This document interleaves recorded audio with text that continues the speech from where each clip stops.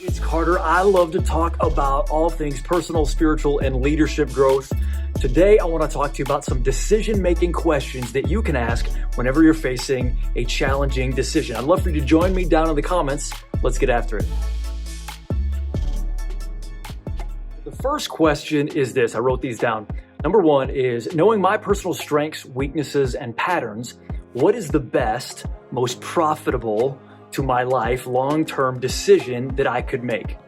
Now, this is a very different question than what could I get by with. Often when we're faced with an exciting opportunity, or maybe something opens up and we didn't see that coming, or there's just something that we've always wanted to do, we'll talk ourselves into it. We'll give ourselves lots of excuses why that's a great idea.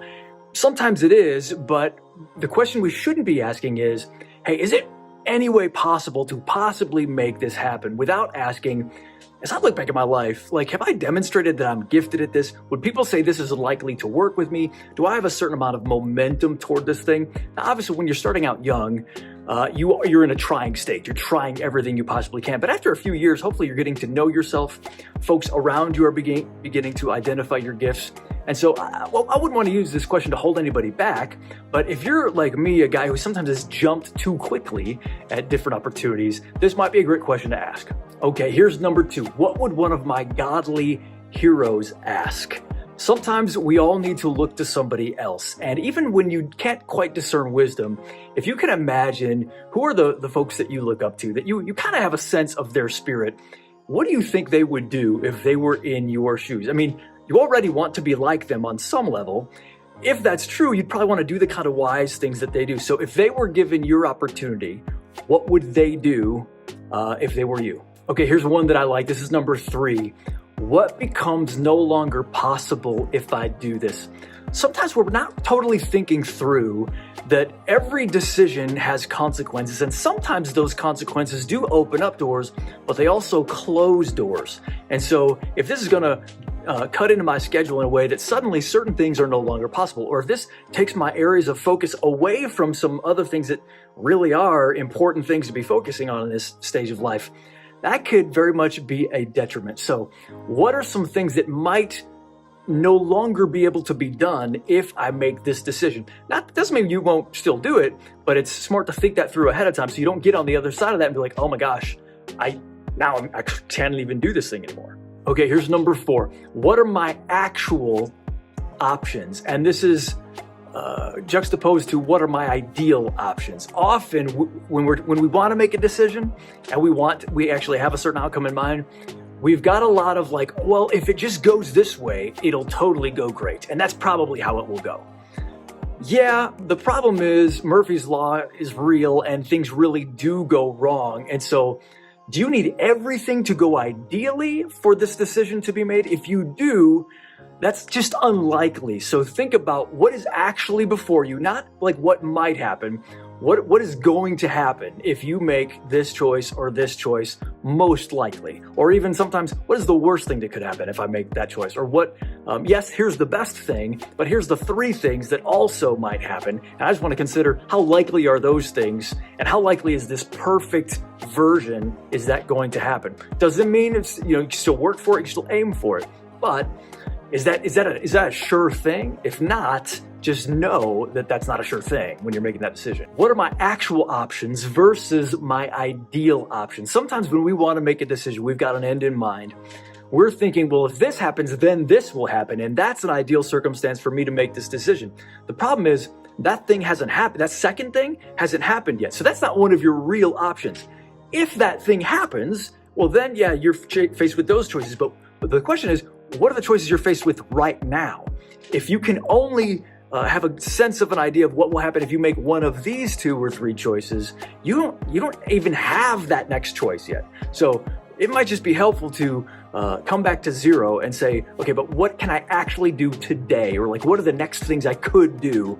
And if that doesn't cause certain things to happen, well, then I already have more information that will give me a better decision. Does this plan need everything to go right for it to work? Yeah, that's another way that we try to just set up all the dominoes. So it'll surely go this way, but it often surely doesn't go that way. Just bad things happen, unexpected things. People have an opinion you didn't see coming. Something comes up, there's a trip, something was planned. You just don't know. And so your money's going to be tied up over here. So does everything really need, you're imagining an ideal version, but does everything need to happen that way in order for this thing to work? Or is it true that, well, a lot of things could happen here and this is still a great idea? It's just good to know that so we're not thinking idealistically as we step into this maybe decision. Okay, this next one has been a great challenge for me over the years. What character tests am I embracing or dodging with this decision? What character tests am I embracing or dodging with this decision? Sometimes there's something that we just want to do, and to be honest, it's like our flesh will feel good doing it. Maybe you want to tell somebody off. Maybe you're ready to put in your 2 weeks notice. You're just ready to be done. And that would feel good, but we haven't really asked the question from the Holy Spirit yet. Is this what test I'm in? Is it that, you just want me to have courage and it's time, you've been dealing with me about getting out of this job for a while? Or am I just angry and I'm just kind of fuming? I've had it with this stuff and I just want to get out of this. If that's the case, it might, if the test is to be patient, if the test is to be gracious, if the test is to be loving when people aren't being loving to you, you just want to know what test you're in so that you pass that test, because we can all look back and see different times that you didn't really play the great character card there. You just kind of did what you wanted and there was maybe some fallout from that. So again, you can do whatever you want, but one of the questions we want to ask is, what's the highest road I can take here? What's the best character play I can take? And is it possible that the Lord is putting that before me and wanting to challenge me to take that higher road? Okay, this next question has to do with patience. This is one of those questions that hopefully will slow us down. What Bible confirmation am I getting over a larger stretch of time? Now, this presupposes, number one, that you're in the Bible. That's where you're going to get the most counsel from God. And that so you're in it more than once. You're in it long term. You're in it every day over like a 3-week to 3-month period.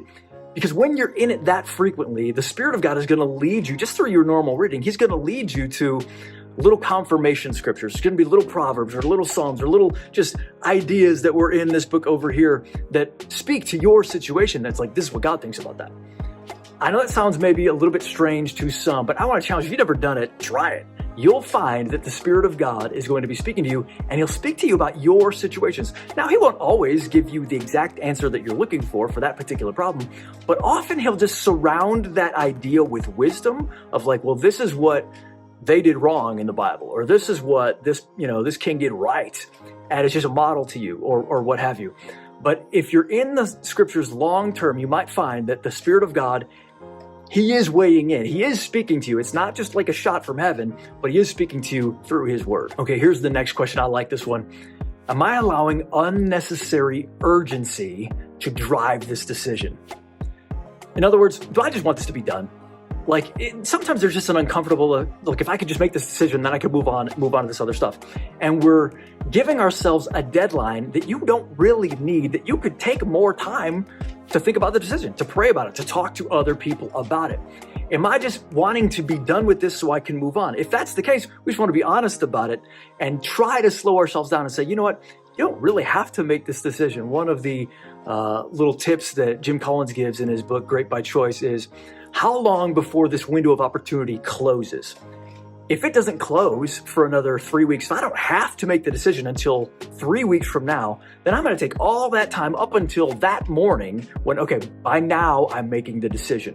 I'm not locked into that morning, but the point is I'm taking time to just get more information, more clarity. If I don't need to make the decision right now, yes, it'll be a little bit uncomfortable sometimes, but it will likely also lead to a better decision. Okay, this next one is kind of a riff on the urgency question, but am I just eager to make this mediocre decision today that will look like a bad decision tomorrow?